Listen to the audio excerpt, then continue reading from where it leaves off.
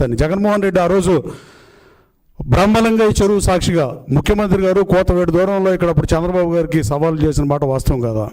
మీ ఇంటి దగ్గరలో ఇంత మట్టి దోపిడీ జరుగుతుంటే మీరేం చేశారని అడిగిన మనిషి తర్వాత ఎంక్వైరీ చేయకుండా అతను పార్టీలో తీసుకున్న పరిస్థితి.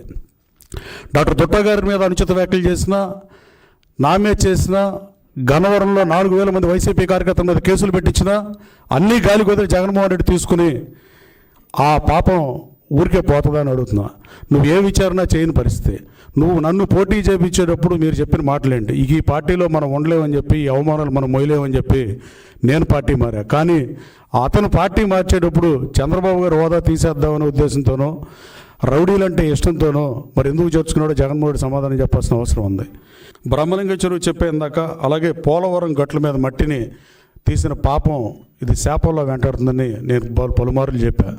పోలవరం మట్టిని తీయటం వల్లే అంబాపురంకి మొన్న బుడమేరు పొంగినప్పుడు వాటర్ వచ్చిన పరిస్థితి, అలాగే ఎయిర్పోర్ట్ భూముల్లో అవినీతి జరిగిన పరిస్థితి, ఎయిర్పోర్ట్ పక్కన జరిగిన కాలనీల్లో లేఅవుట్లో రోడ్డులు రిజిస్ట్రేషన్ చేసిన పరిస్థితి, తోట వెంకయ్య అనే డాక్యుమెంట్ రైటర్ని అడ్డం పెట్టుకుని అతను వైసీపీ నాయకుడు పెట్టిన పరిస్థితి, పుంకాలుగా ఎంతోమంది ప్రజలు వచ్చి గ్రీవియన్స్ ఇచ్చే పరిస్థితి, ఇంకా ఎన్నో వస్తాయో తెలియని పరిస్థితి, భూ కబ్జాలు, మట్టి, నకిలీల పట్టాలు, ఇట్లాంటి పోటీ అక్రమ లేఅవుట్లు ఇప్పించినట్లో కామన్ సైట్లు, మామూలు లేఅవుట్లో, సక్రమమైన లేఅవుట్లో కామన్ సైట్లు అన్నీ అన్యాక్రాంతం అయిపోయిన పరిస్థితి వాస్తవం కాదని అడుగుతున్నా.